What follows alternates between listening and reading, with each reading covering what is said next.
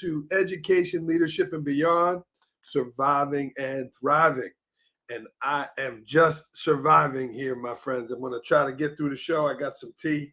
I got some water here, but I am not at my best today. I was supposed to be in person with my man today, Assistant Superintendent John Spolski from Okaloosa Schools, but just thought better of it. I am not feeling so hot, so we are going to do our best to get through the show. And we will meet John in a moment. John and his team there, I apologize not being there in person. Shout out to Superintendent Marcus Chambers and John and his team. We will be with them momentarily. First, a word from IXL. If you're an educator, I know you've heard of IXL, and they are helping schools around the country. Here they are. I'd like to thank IXL for sponsoring today's podcast. Over 1 million teachers use IXL in their classroom every day. IXL is the most widely used online learning and teaching platform K through 12. It empowers schools with complete curriculum, thousands of instructional resources, robust reporting, assessment data, and more. It saves teachers a lot of valuable time with ready-made plans aligned to the standards and the textbooks. Built-in engagement tools like custom competitions make learning fun for students.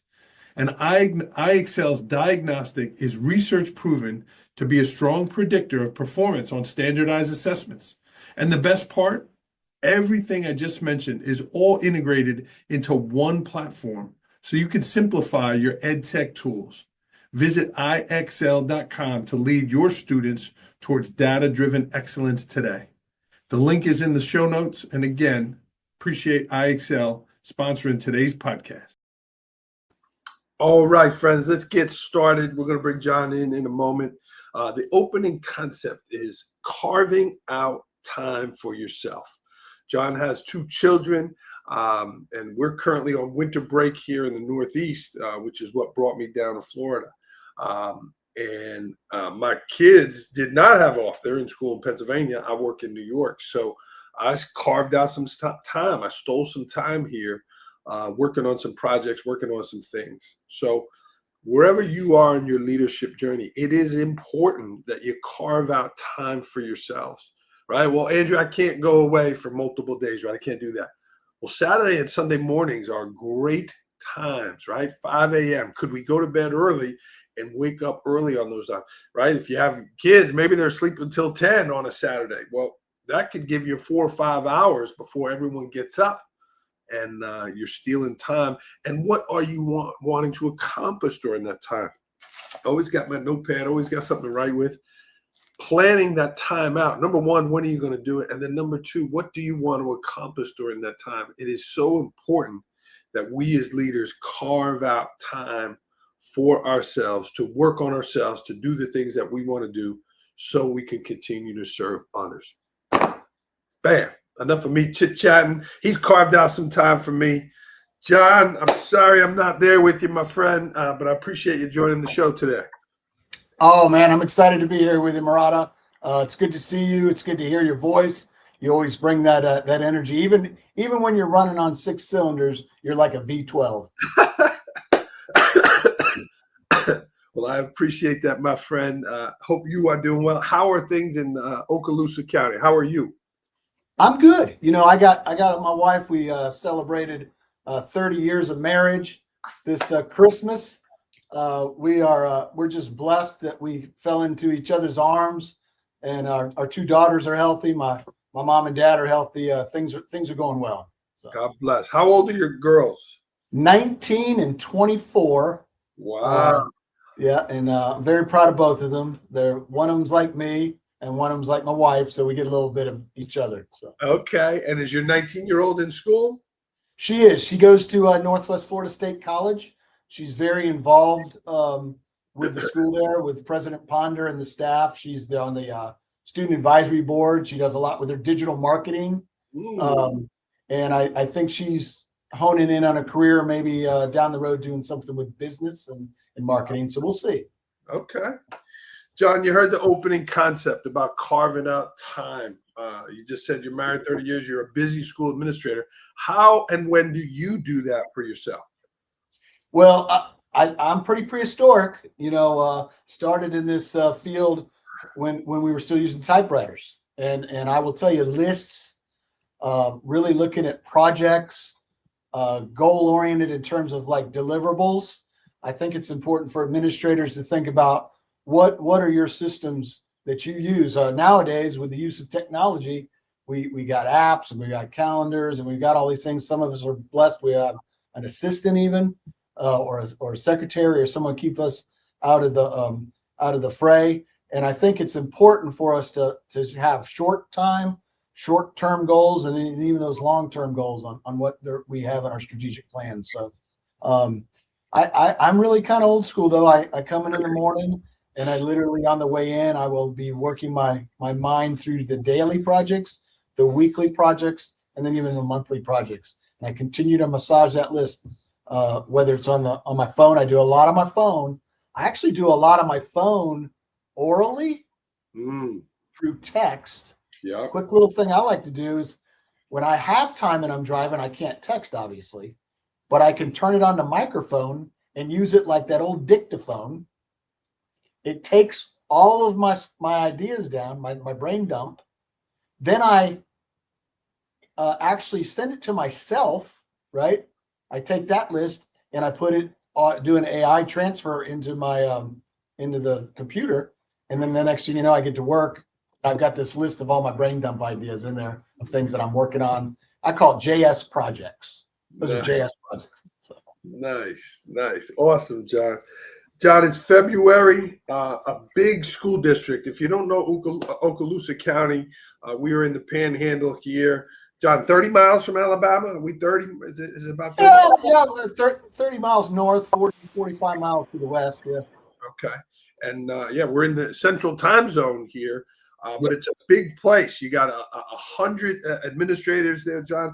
Am I right? 49 schools? Is it 49? Yeah, about 40 schools. 40 schools. There's thousands of teachers. You know, it's a big place. And if you ask what it's like in February to somebody who doesn't know our school system, it's like going to the Midway at a state fair. It's loud. You can win prizes.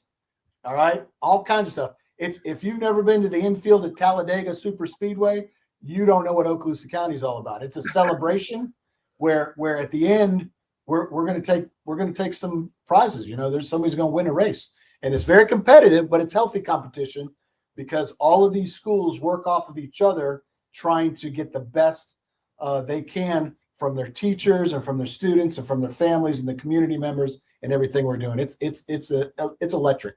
So. Yeah. Awesome. And it's certainly a beautiful area. I'm thrilled to be here. And I was blessed to visit a couple of years ago, you and your team, one of the best administrative retreats I've seen. They had the carpool karaoke. Yes, we did. Your team there. But John, back to that. With all the people, you're the assistant superintendent. That's a lot of moving parts. Talk to me about your strategy of dialing down. I got all these administrators. I got all these schools. How do you break that up? That you're visible, that you can get to all these places, that you're not going to the same building all the time. How do you scale that down? Well, that's a good question, Rod. And I will tell you, first of all, there's great people around us. Chambers' secret sauce is that he knows where to put his players. He takes folks in curriculum and spreads them over here, operations over here, finance over here, school safety, all of those components that we worry about as a building leader, as a principal. He sees it from a bigger picture, and he's been doing it a while. You know, he was a principal at elementary, he was a principal at middle here in Okaloosa County, and also in high school. So he had all three of those experiences. Not to mention he was a district staff person. And I say all these things not because he's my boss. I always tell him our organization is more important than any one man or woman, and he knows that because there's so much going on, and there's so much expectation on him and all of us because we've been an A+ district for the last 14 years. So I've seen that, and check out their website. A lot of good information on there. Building projects, markets certainly visible on there. John, you mentioned about being a principal. You were a longtime high school principal, middle school principal yourself. What were some skills that you took from that job to this wider lens job? Well, I would say show up. And when I mean that, I mean show up in not only the physical state, but in the mental and the emotional state. I mean, this job at the building level with our administrators, whether it's an AP or a dean or a principal, it is draining. Just as teaching, show up, and you know the old book, Teach Like Your Hair's on Fire. Really show up like your whole body's on fire, right? I mean, you got to be committed. When I was at middle school, excuse me, I had already spent 12 years at high school doing a little teaching and an assistant principal there. So I moved from an assistant principal at a comprehensive high school to the principal of the middle school. And then I was blessed, and they said, hey, after surviving 9 years as a principal of a middle school, you want to be the principal of a different high school. And I looked at my wife, and she said, you want to go back and be a principal of high school? I said, well, they're asking me. I think they need me. And I said that modestly. And she said, you know, that's a life change for us. And I said, it is, because principals of public schools nowadays, literally, they're there more than their house. They are. They are there. And it goes back to what you started this cast off with, which is they got to take care of themselves in all of those aspects. Physically, I hope they're out there getting a little cardio or a little strength training in. They're eating right. I hope they're taking care of themselves mentally or spiritually, sometimes both. And then emotionally, you got to put yourself in those positions to be successful. Yeah, great answer there for sure, John. You've mentioned your wife a couple times, 30 years. Congratulations. Yes. I'm at 25. John, what are some secrets there? I mean, for you to talk to you about your wife, your daughter's 24 and 19, right? Men look at those things and say, man, I'd like to have that someday. I want to get to that where I can be married and have my family and all of those things. What are some secrets to get to that point in your relationship? Wow, that's a deep question, Murata. You know, got to get you some points for you. I mean, your wife. You know, 30 years you can make. Well, I'll set the record straight. I don't know if she's out there watching or listening to the cast right now, but I'll say this: she threw the shot put at Michigan State, so I do whatever she tells me to do.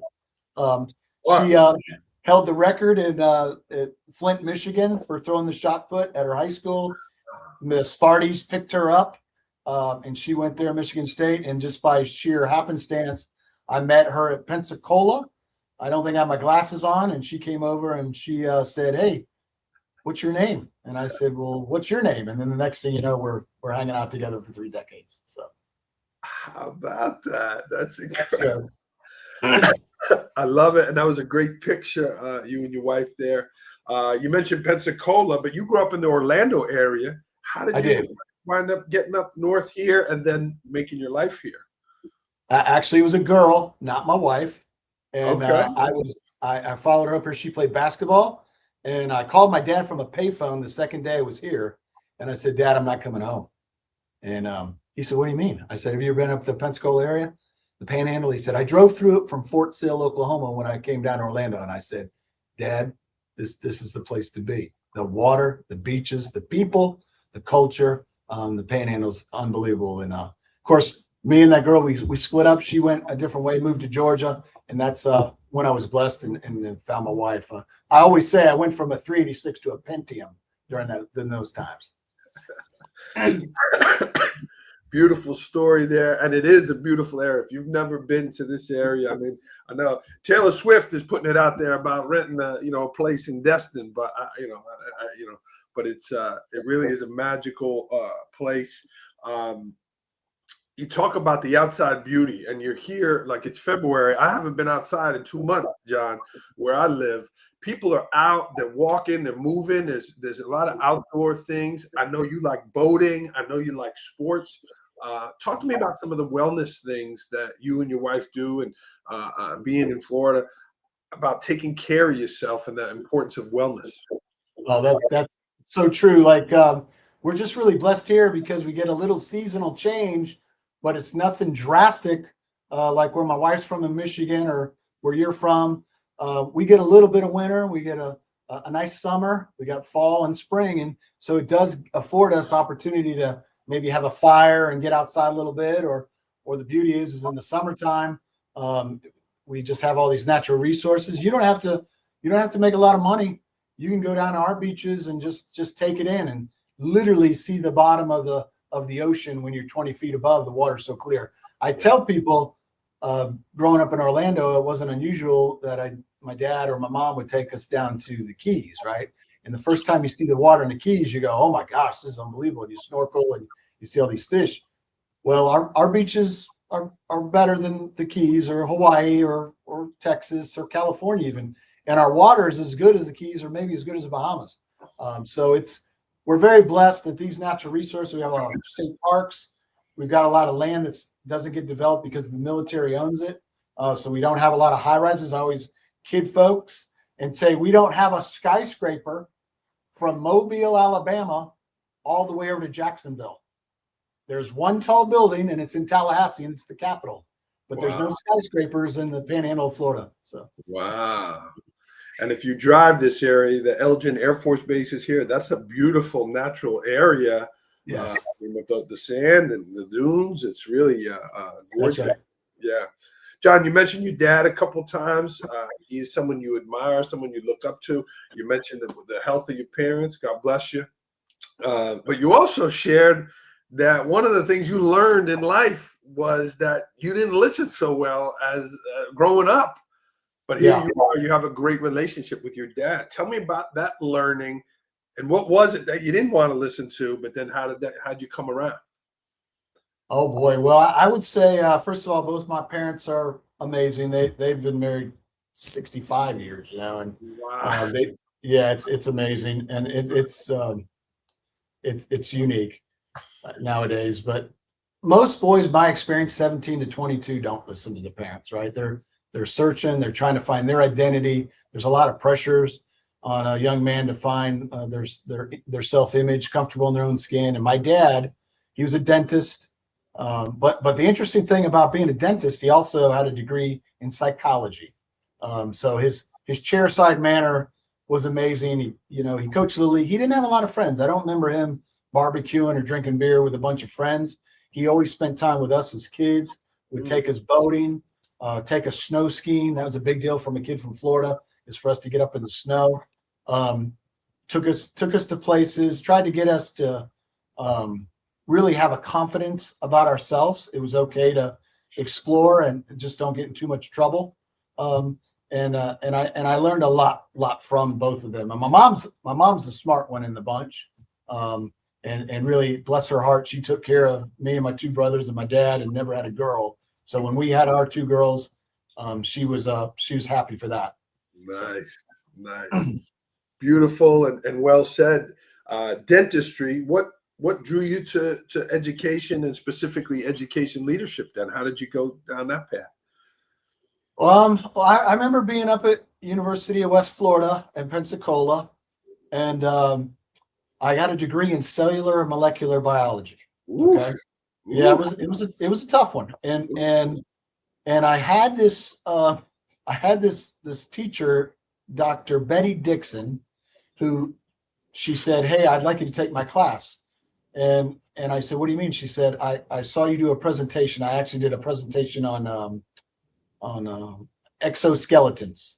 I had to do a lab, and she was in the audience, and she said, "I want you to take my class." I said, "What's your class?" She said, "General Methods of Teaching." And I said, "A teacher?" And she said, "Yeah." And she said, "I think you'd be natural at it." So I called my dad on the payphone, the same payphone I think I called him to tell him I wasn't coming home. And and I said, "Dad, hey, I think I'm gonna try this teaching class. This Dr. Dixon saw me." And he said, "Talk to your mother." So I said, "Mom," and she said, "John, you follow your heart. I think that'd be amazing." Of course, she was a school teacher in Richmond, Virginia, when my dad was going to dental school at VMC there, Virginia Medical College. And so just interesting how it all turned out. I really had the teaching gene in me the whole time.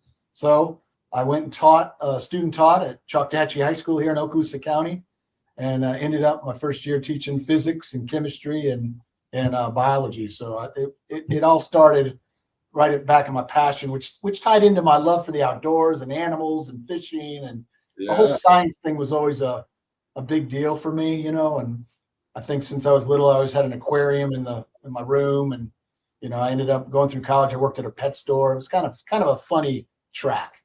So. Yeah. That's interesting, and the path there. We all have a book in us, John. That might be your book. I called my dad from a payphone. That's right. That's right. Little picture of you. Kids will be like, What's a payphone?" That's right. Oh man, John. Anything else you wanted to share? This was fun, man. We could talk a long time. Anything else you wanted to share? No, I just I told you I'm old. Being a little prehistoric, there were still malls when I was young, and I remember my dad bought me. He asked me about my mom and dad. They gave me a plaque from the Hallmark store. You remember Hallmark stores? Oh yeah. And the plaque said, try not to become a man of success, but rather a man of value. Mm. And the quote was signed by Albert Einstein. Mm. And I thought to myself, that's very interesting to me. And then here I am. I get this at 10 years old, 10, 11 years old. I remember they bought it for me. And here I am as the principal of Fort Walton Beach High School. And I walk in the first day, and on the marquee, the old marquee with the old letters that snap in, it said, Fort Walton Beach High School, where all students are known and valued. So I think that value word has always resonated with me.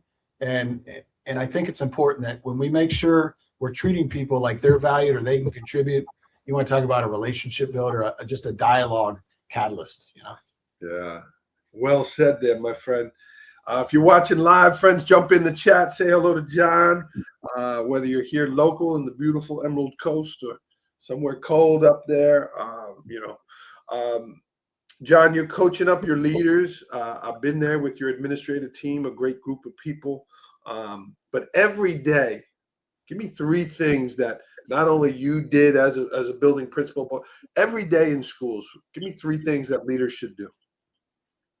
Well, I know this may sound funny, but I would say do the walk, get out there and be visible, right? Then make sure you're engaging. So talk to the kids, gauge their feeling and about their experiences, not only in the classroom, but everything else that's going on in that culture, right? Because if they're comfortable in that culture, the kids will want to be there and they'll want to learn. And then the last thing is a strange word to me, gawk.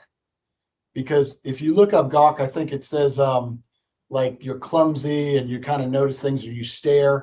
But also if you read it down, that definition, it says be fascinated. Ooh. So I'm like, okay, if you walk and then you do the talk, and while you're doing the walk and the talk, you're doing a little bit of the gawk. I'm like, this is interesting to me. And you know me, Murata, I like to be around people. Yeah. I embrace technology, but at the same time, I love the face-to-face and the interaction. And I think if we can make sure our young people, our young administrators, our next generation of leaders, not only in Okaloosa County, but across the state, across this great nation, engage with those skills, I think we're on the right track. So. Yeah. Is the phone taken away from that? Are you seeing that? You have for sure. For sure. I mean, it's Steve Jobs. I wasn't a big Apple guy now. I wasn't an Apple guy. I was an IBM guy. Truthfully, I kidded about a 386 computer. I had a 286 that used a modem. Okay. I had a 286 computer with 5 1/4 modem. The next thing you know, Steve Jobs is doing this Apple stuff. And then, as everyone knows, if you've read his books or you've seen the movies, he said, I'm going to change the world. Well, he changed the world, not because of his MP3 player or his iPhone, but he changed the world in how people actually interact with smartphones. And so I think that's real interesting. And I embrace all those tools. I love tools. I'm addicted to tools. But at the same time, we got to make sure our young folks also have that other side, which is the people side. So yeah, and you certainly bring that skill to the work you're doing. You mentioned the tools there, and you did the voice text, all that kind of stuff. But what are some other gadgets that you got? Some things that are go-tos for you?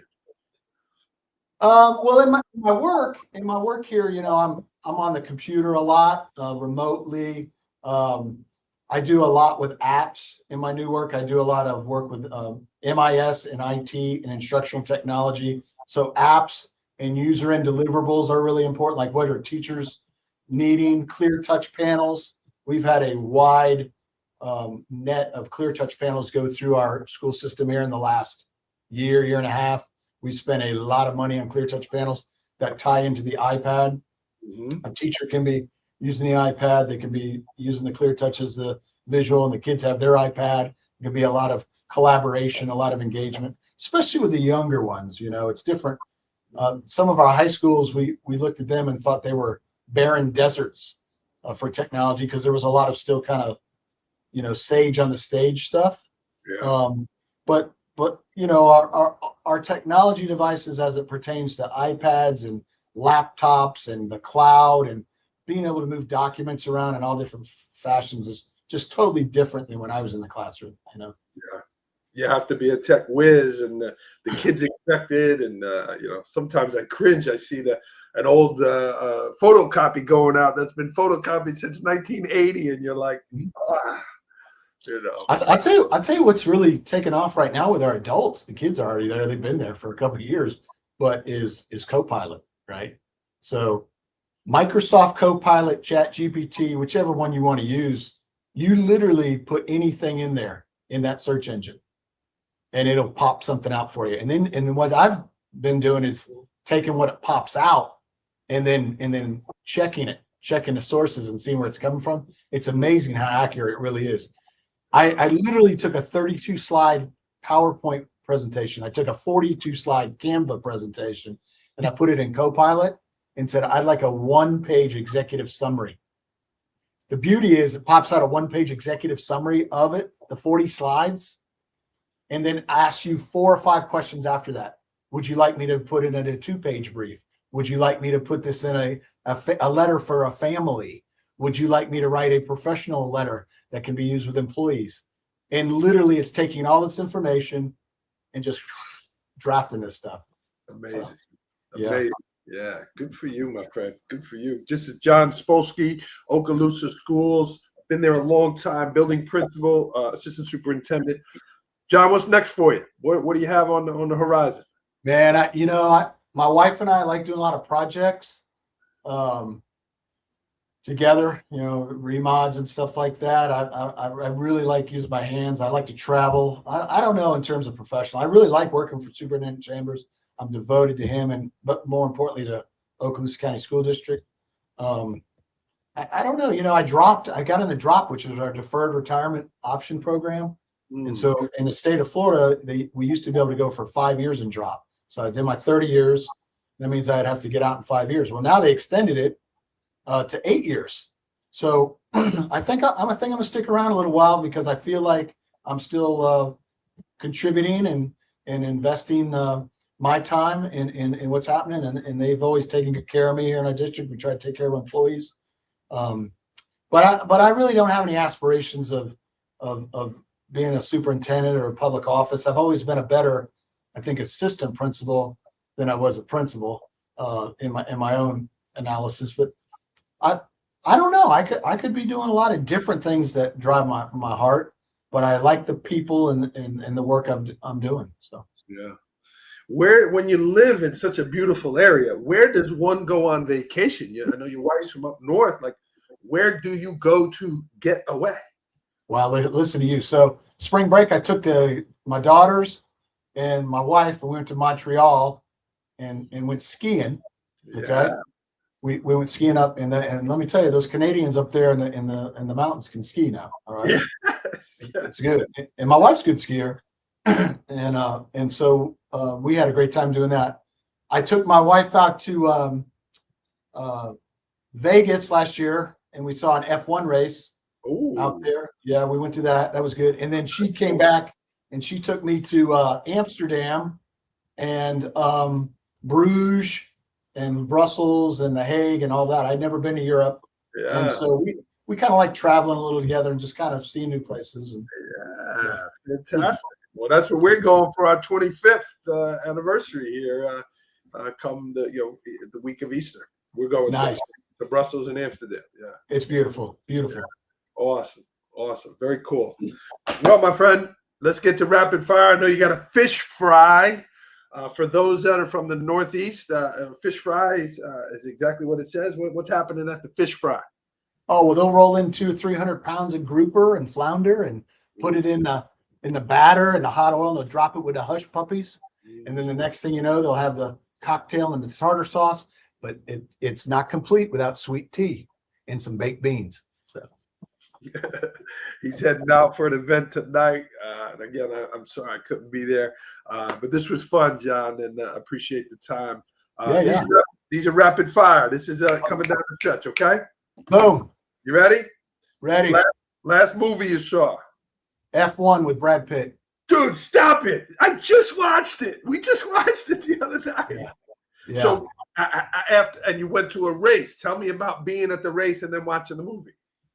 The movie is a lot better because, it's a movie and there's instant replay and there's angles. The race is unbelievable. It's just, I had an old crony. He said, how many F1 races you been to? I said, I've been to hundreds of NASCAR races, never been in an F1 race. He said, find a corner and sit on the corner. Because if you're in a straightaway, when they go by you at 225 miles an hour, all you're going to see is a blur. Best advice I had. So we got on a corner, Heineken silver corner, and it's a night race. All the lights are on. It was unbelievable. But the problem is you're in one spot and you only see them come through that spot. Any road race, whether it's Sebring, Rolex 24, Le Mans, any of them, you're in one spot unless you plan on backpacking and going all around, So interesting. And what did you think of Brad Pitt as the mentor to the young buck in the movie? I think Brad Pitt can play just about anything he wants. He's a BA. He's the man. So your wife didn't argue when you wanted to watch that movie. No, he's awesome. And actually, we went to a theater with that. You know what I didn't know about movies anymore, Ron? It's been like last time I was in a movie theater, I saw Gladiator. That's how long it's been because I watch stuff on Netflix. I go to this movie theater. I'm getting my popcorn. I sit down. And I'm looking at my clock.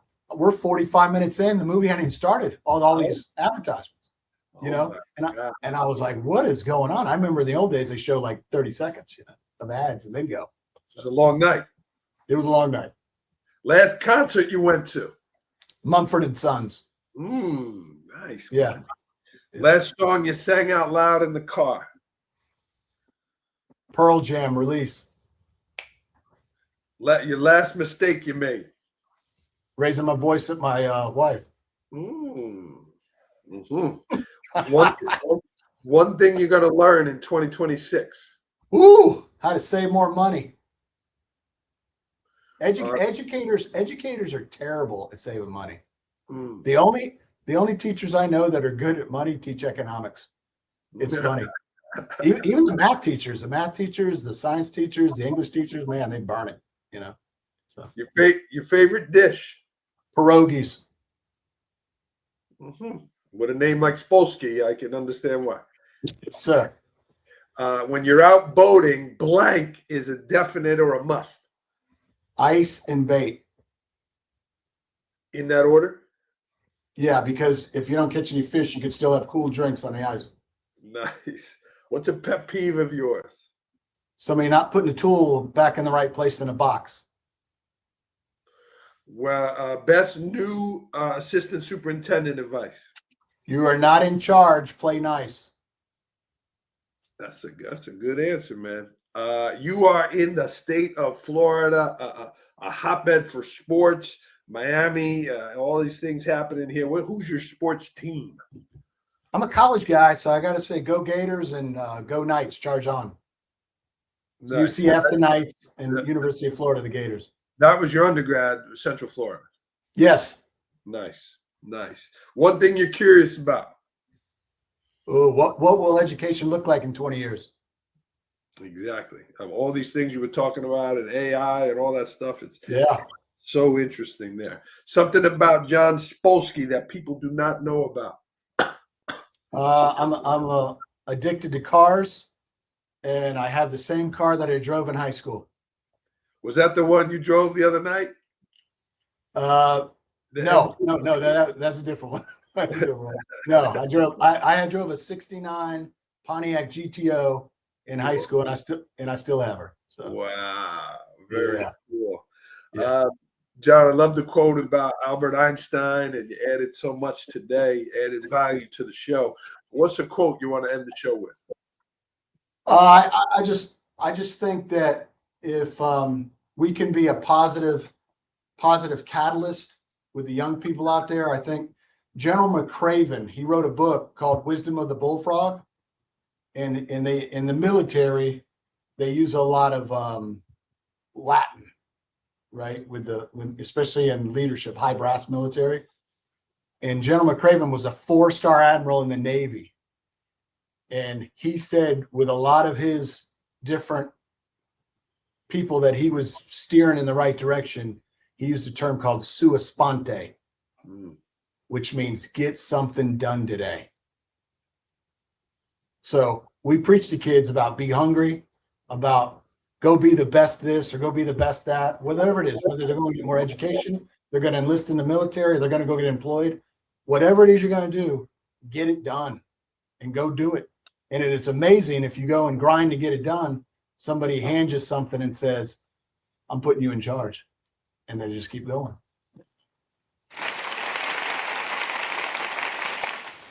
John Spolski, friends, Okaloosa Schools, the Panhandle here in Florida. John, congratulations with all the good things happening, and you and Superintendent Chambers, your team there. I wish you the best. I appreciate it, Murata. It's good to see you. I miss you. Next time we get together, we'll do a little high five and hug, okay? I like it. I'll make sure I'm on the up and up for you. Friends, if you've never been to this area, definitely come check it out. It is a gorgeous place. John, you're blessed to live in such a beautiful area. So congratulations. All right, stay on the line. We are going to sign off here on the podcast.